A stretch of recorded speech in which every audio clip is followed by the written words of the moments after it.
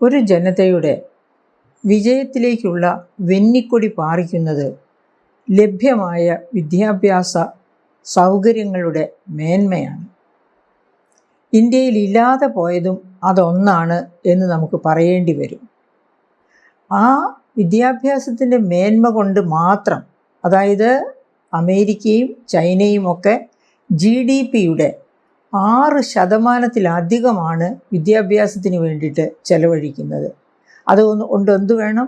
America സാങ്കേതിക വളർച്ചയിൽ 1-ാം സ്ഥാനത്ത് നിൽക്കുമ്പോൾ അമേരിക്കയെ എങ്ങനെ തോൽപ്പിച്ച് 2-ാം സ്ഥാനത്താക്കാം എന്നുള്ള ശ്രമം നടത്തിക്കൊണ്ട് മുന്നേറുകയാണ് ചൈന. നേരെ മറിച്ച് നമ്മുടെ ബജറ്റുകളിലൊക്കെ പ്രത്യേകിച്ച് BJP ഗവൺമെൻറ് ഭരണത്തിൽ തുടർച്ചയായി ഭരണം തുടങ്ങിയ 2014 മുതലുള്ള ഏത് ബജറ്റ് നോക്കിയാലും ഗ്ലോബൽ ടെക്നോളജി ഹബ്ബാക്കി ഇന്ത്യയെ മാറ്റുക എന്നതാണ് ഇന്ത്യയുടെ വിദ്യാഭ്യാസത്തിൻ്റെ ലക്ഷ്യം എന്നാണ് അടിവരയിട്ട് പറയുന്നത്. പക്ഷേ ഇവിടെ ചെലവഴിക്കുന്നത് എത്രയാണ്? GDP-യുടെ 1% താഴെയാണ് വിദ്യാഭ്യാസ മേഖലയ്ക്ക് വേണ്ടിയിട്ട് ഗവൺമെൻറ് ഓഫ് ഇന്ത്യ ചെലവഴിക്കുന്നത്. അപ്പോൾ ചൈനയുമായും അമേരിക്കയുമായും ഒക്കെ എങ്ങനെ കിടപിടിക്കാൻ പറ്റും? അവർ 6%-ലധികം ചെലവഴിക്കുമ്പോൾ 1% താഴെ ചെലവഴിക്കുന്ന ഇന്ത്യ. ഓർമ്മിക്കുന്നുണ്ടോ നിങ്ങൾ? ബഹുമാനപ്പെട്ട വാജ്പേയി പ്രധാനമന്ത്രിയായി സത്യപ്രതിജ്ഞ ചെയ്തിട്ടുള്ള ആദ്യ ബജറ്റിലേക്ക് കടക്കുന്നതിന് മുൻപ് അദ്ദേഹം അതിൻ്റെ ഇൻട്രോ സ്പീച്ചിൽ പറഞ്ഞ കാര്യങ്ങൾ ഞാൻ ഇപ്പോഴും ഓർക്കുകയാണ്. അത് ആ ബജറ്റിലും ആവർത്തിച്ചിരുന്നു. 2014-15 ബജറ്റിലും ആവർത്തിച്ചിരുന്നു. എന്താണ് അദ്ദേഹം പറഞ്ഞത്? 5T കൊണ്ട് ഞാൻ ഇന്ത്യയെ വികസിത ഭാരതമാക്കി മാറ്റും.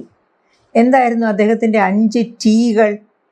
Technology, training, trade, tourism, tradition. ആ ടെക്നോളജിയും ട്രെയിനിങ്ങും വളരണമെന്നുണ്ടെങ്കിൽ അവിടെയാണ് വിദ്യാഭ്യാസത്തിന് വേണ്ടി എന്തുമാത്രം ഇൻവെസ്റ്റ്മെൻറ്റ് നടത്തുന്നു, എന്തുമാത്രം പണം വകകൊള്ളിക്കുന്നു എന്നത് പ്രസക്തമാകുന്നത്. അവിടെയാണ് മറ്റ് രാജ്യങ്ങൾ, വികസിത രാജ്യങ്ങളും വികസ്വര രാജ്യമായ ചൈനയും ഒക്കെ 6%-ലധികം GDP-യുടെ 6%-ലധികം ചെലവഴിക്കുമ്പോൾ ഇന്ത്യ 1%-ൽ താഴെ മാത്രം ചെലവഴിക്കുന്നത്. അങ്ങനെ എന്ത് സംഭവിച്ചു? ഗ്ലോബൽ ടെക്നോളജി ഹബ്ബാക്കി മാറ്റുമെന്ന് ആവർത്തിച്ച് പറയുമ്പോഴും ഇപ്പോഴത്തെ ഇന്ത്യയുടെ അവസ്ഥ എന്താ? IIT-കളിൽ നിന്ന് പഠിച്ചിറങ്ങുന്നവർക്ക് പോലും മുഴുവൻ ജോലി കിട്ടുന്നില്ല. അവർക്ക് പോലും 10-15% പ്ലേസ്മെൻറ്റ് കിട്ടാതെ നടക്കുകയാണ്. എന്തുകൊണ്ടാണ് പ്ലേസ്മെൻറ്റ് കിട്ടാത്തത്?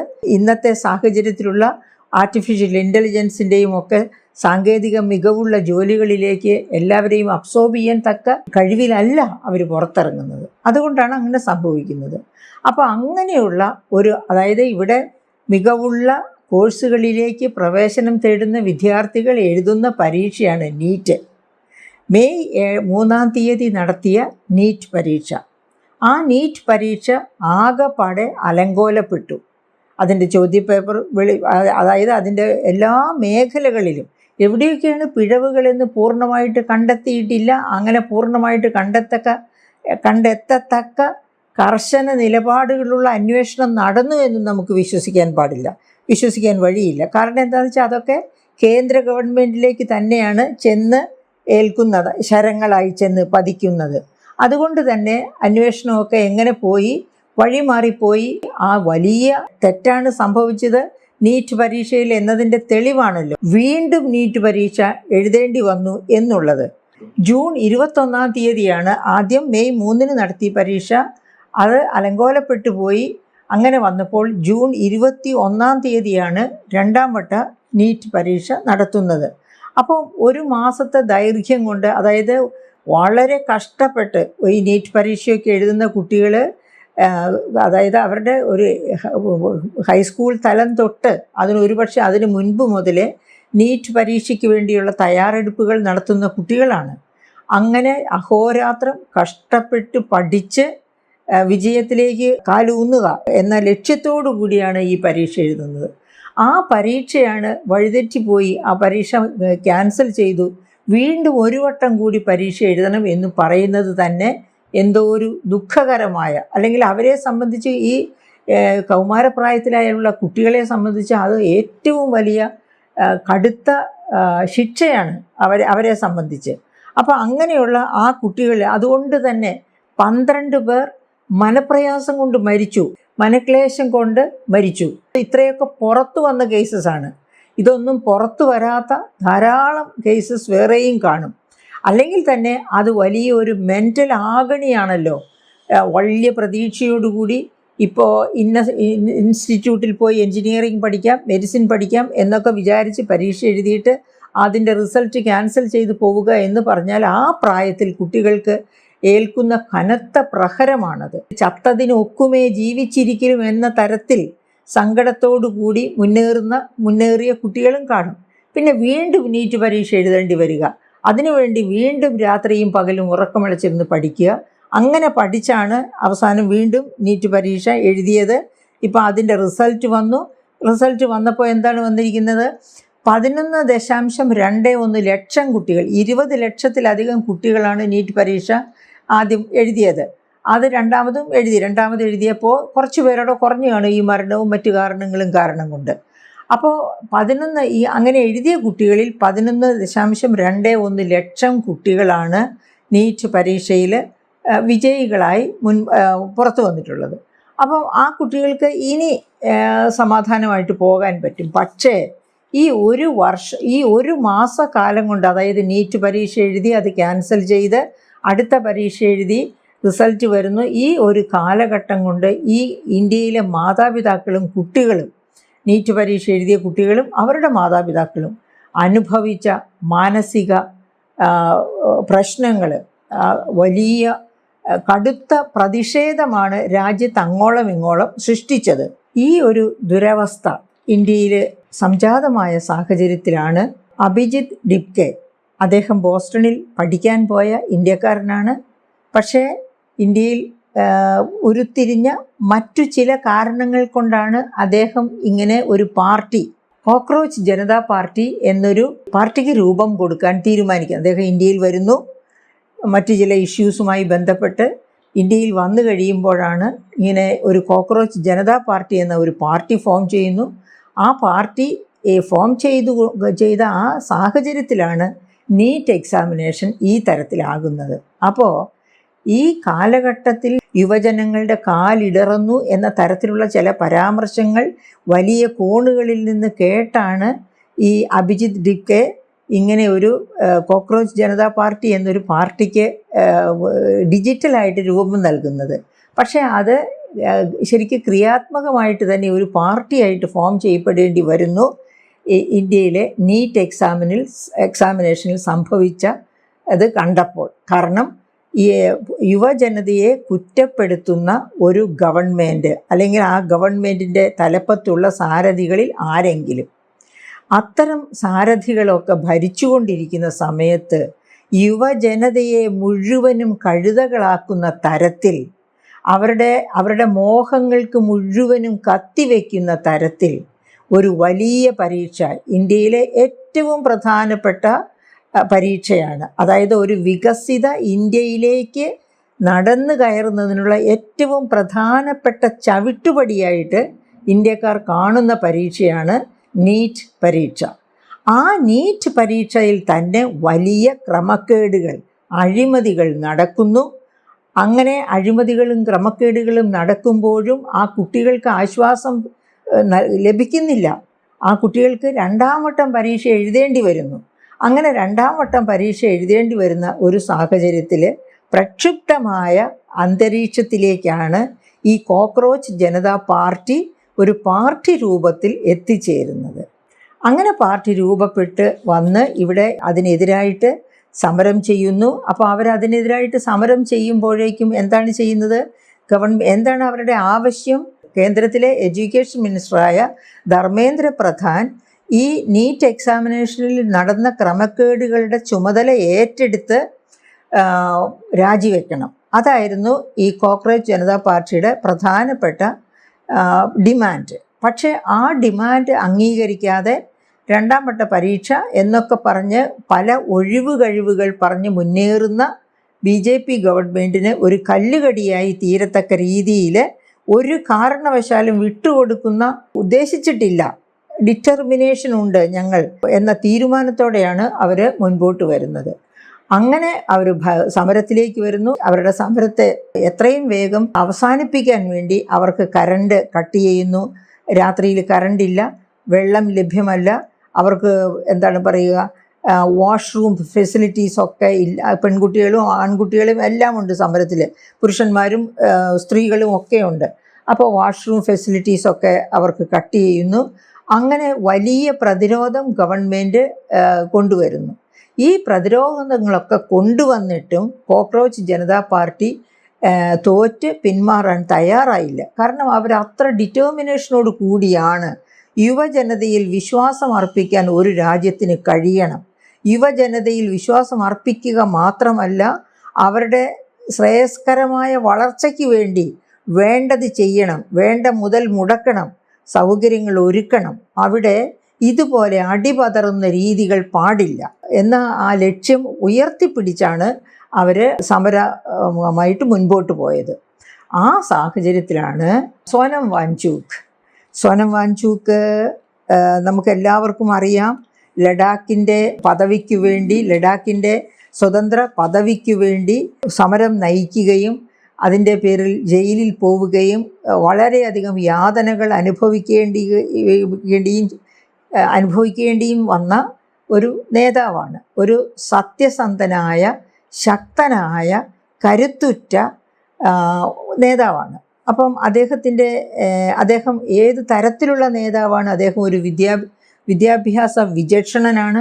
ലോകത്തിൻ്റെ തന്നെ കാലാവസ്ഥാ വ്യതിയാനത്തെ ചെറുത്ത് മനുഷ്യർക്ക് ജീവിക്കാൻ സഹായകമായ രീതിയിലേക്ക് ഉഷ്ണമൊക്കെ കുറച്ച് കൊണ്ടുവരണം, ടെമ്പറേച്ചർ കുറച്ച് കൊണ്ടുവരണം, അങ്ങനെയൊക്കെ ഉള്ള കാര്യങ്ങൾക്ക് വേണ്ടി നിരന്തരം പ്രവർത്തിച്ചു കൊണ്ടിരിക്കുന്ന ഒരു മനുഷ്യസ്നേഹിയാണ് ഈ സോനം വാങ്ചുക്ക് എന്ന് പറയുന്ന നേതാവ്. അതോടൊപ്പം തന്നെ അദ്ദേഹം ഒരു രാഷ്ട്രീയ പ്രവർത്തകൻ കൂടിയാണ്. തൻ്റെ ലക്ഷ്യങ്ങൾ നേടിയെടുക്കാൻ രാഷ്ട്രീയപരമായി ഇടപെടേണ്ടതുണ്ട് എന്ന് മനസ്സിലാക്കിയിട്ടുള്ള ഒരു മഹാരഥൻ കൂടിയാണ് അദ്ദേഹം.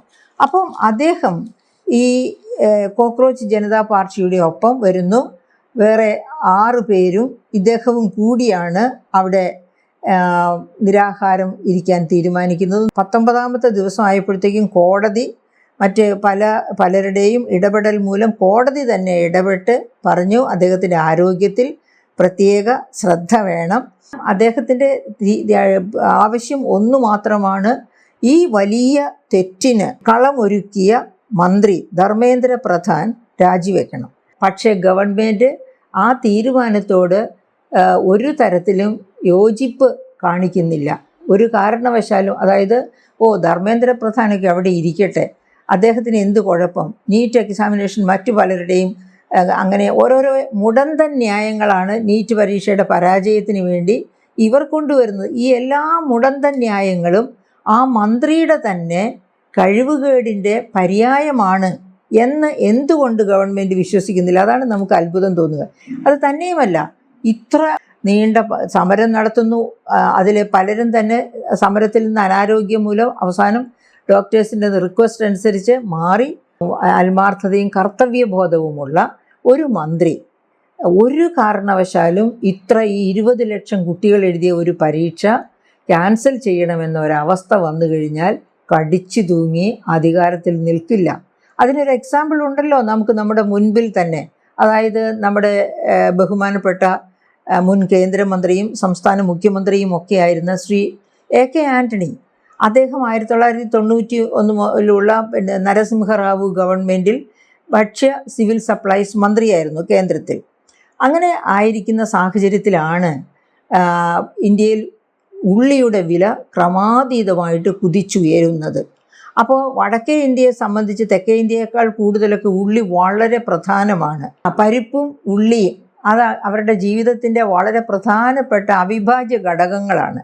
ഉള്ളിയുടെ വില കുതിച്ചുയർന്നപ്പോഴേക്കും വലിയ വിമർശനമായി. എന്തുകൊണ്ട് ഉള്ളിയുടെ സപ്ലൈ കുറയുന്നു എന്ന് വന്നപ്പോൾ തന്നെ ഉള്ളിയുടെ എക്സ്പോർട്ട്സൊക്കെ നിർത്തിവെച്ച് ഇമ്പോർട്ട്സ് തുടങ്ങാത്തത് എന്ത് എന്നൊക്കെയുള്ള രീതിയിൽ വലിയ വിമർശനങ്ങൾ വരാൻ തുടങ്ങിയപ്പോൾ തന്നെ അതുമായിട്ട്, അതായത് സിവിൽ സപ്ലൈസ് മന്ത്രിയാണ് എന്നതൊഴിച്ചാൽ അതിനകത്ത് നടന്നിട്ടുള്ള കാര്യങ്ങൾ എന്തൊക്കെയാണ്, ക്രമക്കേടുകൾ എന്തൊക്കെയാണ് എന്നുള്ളതിലൊന്നും യാതൊരു കയ്യുമില്ലായിരുന്നു, യാതൊരു വിചാരവുമില്ലാതിരുന്ന മന്ത്രി. അതിനൊക്കെ പ്രത്യേക വകുപ്പുകളുണ്ട്, ആ വകുപ്പുകളാണ് അതൊക്കെ കൈകാര്യം ചെയ്യുന്നത്. അവിടെയൊക്കെ കാര്യക്ഷമതയുള്ള ഉദ്യോഗസ്ഥരുണ്ട്.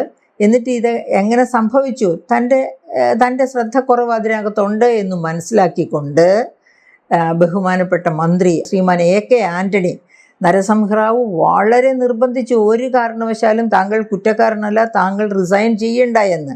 എന്നിട്ട് പോലും അദ്ദേഹം ഞാൻ ഈ കുറ്റം ഏറ്റെടുക്കുന്നു എന്ന് പറഞ്ഞ് റിസൈൻ ചെയ്ത ചരിത്രം നമ്മുടെ ഇന്ത്യയിൽ തന്നെയാണ് ഉള്ളത്. അത് ഈ പറയപ്പെട്ട 2026 വളരെ ദൂരെയൊന്നുമല്ല 1991-96 കാലഘട്ടം എന്ന് പറയുന്നത്. അപ്പോൾ അത്തരം കഥകൾ ഇവിടെ ഉണ്ട് എന്നിരിക്കെയാണ് യാതൊരു ധർമ്മ ചിന്തയുമില്ലാതെ തന്നെ, കുറ്റബോധവുമില്ലാതെ തന്നെ യഥാർത്ഥത്തിൽ പൂർണ്ണ ഉത്തരവാദിത്വം ഏറ്റെടുക്കേണ്ട ആളാണ് ധർമ്മേന്ദ്ര പ്രധാൻ. എന്നിട്ടും അദ്ദേഹത്തെ അവിടെ തന്നെ വാഴിക്കുന്നു എന്നത് പ്രധാനമന്ത്രിയുടെ വലിയ തെറ്റ്. അദ്ദേഹം ഒഴിഞ്ഞു പോകാൻ സ്വമേധയാ തയ്യാറായില്ല എന്നുള്ളത് അദ്ദേഹത്തിൻ്റെ തെറ്റ്. അങ്ങനെയുള്ള കടിച്ചു തൂങ്ങി നിൽക്കുന്ന ഈ മന്ത്രിമാരോടൊക്കെ നമ്മൾ ഏത് കഥ പറയാനാണ്, ആരുടെ കഥ പറയാനാണ്? അവർ ലോക ചരിത്രത്തിൽ ചരിത്രം കുറിച്ച മഹാരഥന്മാരെ പറ്റി ഉണ്ടാവില്ലേ? നമ്മുടെ ശരാശരി പ്രായം എന്ന് പറയുന്നത് 29 എന്ന് വച്ചാൽ പഠിതാക്കളായിരിക്കാൻ പ്രാപ്തരായ, അല്ലെങ്കിൽ കുട്ടികൾ വിദ്യാഭ്യാസ മോഹവുമായി നടക്കുന്ന കോടിക്കണക്കിന് വിദ്യാർത്ഥികളുള്ള കൊച്ചു പയ്യന്മാരും പെൺകുട്ടികളും ആൺകുട്ടികളും ഉള്ള നാടാണ് ഇന്ത്യ. ആ നാട്ടിലാണ് വിദ്യാഭ്യാസ മേഖലയിൽ ഇത്ര വലിയ തെറ്റുകൾ സംഭവിക്കുന്നത്, വീഴ്ചകൾ സംഭവിക്കുന്നത്. അപ്പോൾ ഈ വീഴ്ചകളുമായി ഇന്ത്യക്ക് വികസനത്തിലേക്ക് കുതിക്കാൻ ഒക്കില്ല. ഇന്ത്യക്ക് അന്തരാളങ്ങളിലേക്ക് പോകാനേ പറ്റൂ ഇത്തരം വീഴ്ചകളുമായി പോയാൽ. അതും മാത്രവുമല്ല, ഇപ്പോഴത്തെ കാലം നമുക്കറിയാം, AI കാലം എന്നൊക്കെ പറഞ്ഞാൽ നമുക്കറിയാം. കോറോ ഹെൽത്ത് പോലെ ഓരോരുത്തർ 10-500 പേരെയൊക്കെ ഒറ്റയടിക്ക് പിരിച്ചുവിടുകയാണ്. ആ പിരിച്ചുവിടലിൻ്റെ പുറകിലുള്ളതും ഈ ലേബർ കോഡുകൾ, ഈ അടുത്ത കാലത്തായിട്ട് കേന്ദ്ര ഗവൺമെൻറ് കൊണ്ടുവന്ന ലേബർ കോഡുകളാണ് കാരണം. ഇവിടുത്തെ ജനങ്ങളുടെ സുസ്ഥിരതയോ അവർക്ക് കിട്ടേണ്ട തൊഴിലിന് കിട്ടേണ്ട കൂലി, ക്ഷേമം ഇതൊന്നും കണക്കിലെടുക്കാതെ, അതായത് ഇൻ്റർനാഷണൽ ലേബർ ഓർഗനൈസേഷൻ പറഞ്ഞിട്ടുള്ള വളരെ പ്രധാനപ്പെട്ട 4 കാര്യങ്ങളുണ്ട്. 1 ഡീസൻ്റ് ആയിട്ടുള്ള സാലറി, 2 തൊഴിൽ സ്ഥിരത, 3 പെൻഷൻ, 4 യൂണിയനൈസ് ചെയ്യാനുള്ള അവകാശം. ഈ 4 കാര്യങ്ങളാണ് ഇൻ്റർനാഷണൽ ലേബർ ഓർഗനൈസേഷൻ ലോക തൊഴിലാളികൾക്ക് വേണ്ടി 2000 കൺവെൻഷനിൽ ഉറപ്പിച്ചിട്ടുള്ളത്, അരക്കിട്ട് ഉറപ്പിച്ചിട്ടുള്ളത്. ആ 4 എണ്ണത്തിനും തകിടം പാര വയ്ക്കുന്ന തരത്തിലുള്ളതാണ് 4 ലേബർ കോഡ്സ് ഇന്ത്യയിൽ വന്നിട്ടുള്ളത്. അതുകൊണ്ടാണല്ലോ ഈ പറയപ്പെട്ട തൊഴിലാളികൾക്ക് ഒരു മുൻകൂർ നോട്ടീസ് പോലും കൊടുക്കാതെ അവരെ പിരിച്ചുവിടുന്നു. നിങ്ങൾ ഇനി അതിൽ വരണ്ട, വന്ന വഴിയെ പൊക്കോളൂ എന്ന് പറഞ്ഞു വിടുന്നു. അങ്ങനെയുള്ള ഒരു രാജ്യത്ത് വിദ്യാർത്ഥികൾക്ക് നന്നായി പഠിക്കാൻ, അതായത് അവർക്ക് ലോകത്ത് എവിടെയെങ്കിലും പോയി രക്ഷപ്പെടാമെന്ന് വെച്ചാൽ അതിനുള്ള ഇൻവെസ്റ്റ്മെൻറ്റ് വിദ്യാഭ്യാസത്തിൽ ഉണ്ടായിരിക്കണം. ആ ഇൻവെസ്റ്റ്മെൻറ്റ് ഇവിടെ ഇല്ല. ആ ഇൻവെസ്റ്റ്മെൻറ്റ് ഇല്ലാത്തിടത്താണ് ഉള്ള പരീക്ഷ, നീറ്റ് പരീക്ഷ, ഉള്ളതിൽ ഭേദപ്പെട്ട പരീക്ഷ, ആ പരീക്ഷയ്ക്ക് പോലും ഇങ്ങനെ പ്രശ്നങ്ങൾ ഉണ്ടാകുന്നത്. ആ മന്ത്രി എന്നിട്ട് രാജിവെക്കാൻ കൂട്ടാക്കുന്നില്ല. അത്തരമൊരു സാഹചര്യത്തിലാണ് സോനം വാങ്ചുക് തൻ്റെ ജീവൻ ബലി കൊടുത്തിട്ടാണെങ്കിലും ഇതിനൊരു മാറ്റം വരണം, ധർമ്മേന്ദ്ര പ്രധാൻ മാറണമെന്ന് മാത്രമല്ല ഇവിടുത്തെ വിദ്യാഭ്യാസ സമ്പ്രദായമൊക്കെ കൂടുതൽ അഴിച്ചുപണികൾക്ക് വിധേയമാകണം എന്ന് തീരുമാനിച്ചുകൊണ്ട് ഈ സമരവുമായി മുൻപോട്ട് പോകുന്നത്. സോനം വാങ്ചുക്കിൻ്റെ ജീവൻ മറ്റെല്ലാ 142,99,00,000 ജനങ്ങൾക്കും പ്രിയങ്കരമാണ്. ഒരു പക്ഷേ 2 പേർക്കല്ലായിരിക്കാം, അതായത് ധർമ്മേന്ദ്ര പ്രധാനും അദ്ദേഹത്തിൻ്റെ മന്ത്രിപദത്തിൽ നിന്ന് ഒഴിച്ചുവിടാൻ താല്പര്യമില്ലാത്ത നമ്മുടെ ബഹുമാനപ്പെട്ട പ്രധാനമന്ത്രി നരേന്ദ്രമോദിക്കും. ഈ 2 പേരൊഴിച്ച് ഈ രാജ്യത്തുള്ള എല്ലാവർക്കും സോനം വാങ്ചുക്കിൻ്റെ ജീവൻ വളരെ പ്രധാനപ്പെട്ടതാണ്. എല്ലാവർക്കും ഈ നാട്ടിലെ വിദ്യാഭ്യാസ സമ്പ്രദായം നല്ലവണ്ണം പരിഷ്കരിക്കപ്പെടണമെന്ന് നിർബന്ധമുള്ളവരാണ്, ആഗ്രഹിക്കുന്നവരാണ്. പക്ഷെ ആഗ്രഹിക്കുക രക്ഷയുള്ളൂ. ഇതൊക്കെ രാഷ്ട്രീയക്കാരുടെ കൈകളിൽ അവരുടെ കൈകളിലിട്ട് അമ്മാനമാടുകയാണ് വിദ്യാഭ്യാസ സമ്പ്രദായത്തേക്ക് അവർക്ക് തോന്നിയതുപോലെ. അപ്പോൾ അത്തരം ഒരു സാഹചര്യത്തിൽ ഒരു പൊളിച്ചെഴുത്ത് അത്യാവശ്യമാണ്. സോനം വാങ്ചുക്കിന് എല്ലാവിധ ആരോഗ്യ ആശംസകളും നേരുന്നു. എത്രയും വേഗം ധർമ്മേന്ദ്ര പ്രധാൻ രാജിവെച്ച് സ്ഥലം ഒഴിവാക്കണം. അദ്ദേഹം അറിയുന്ന മുൻകാല ഇന്ത്യൻ സിവിൽ സപ്ലൈസ് മന്ത്രിയായ AK ആൻ്റണിയിൽ നിന്ന് ഒരു ഗുണപാഠം പഠിച്ചുകൊണ്ട് അദ്ദേഹം എത്രയും വേഗം സ്ഥാനം ഒഴിയണം. അല്ലെങ്കിൽ അദ്ദേഹത്തിൻ്റെ കൂടെയുള്ള സഹപ്രവർത്തകരും അദ്ദേഹത്തിൻ്റെ മേധാവിയായ നരേന്ദ്രമോദി പ്രധാനമന്ത്രിയും ഒക്കെ അദ്ദേഹത്തെ നിർബന്ധിച്ച് ആ സ്ഥാനത്ത് നിന്ന് പറഞ്ഞയക്കണം. വിദ്യാഭ്യാസ നീറ്റ് പരീക്ഷ പോലെയുള്ള എല്ലാ പ്രധാനപ്പെട്ട പരീക്ഷകളും പരിഷ്കരിക്കപ്പെടുകയും പരിരക്ഷിക്കപ്പെടുകയും ചെയ്യുന്ന ഒരു ഇന്ത്യയാണ് വിജയത്തിലേക്ക് കുതിക്കുന്ന ഇന്ത്യയായി നാം കണക്കാക്കുന്നത്.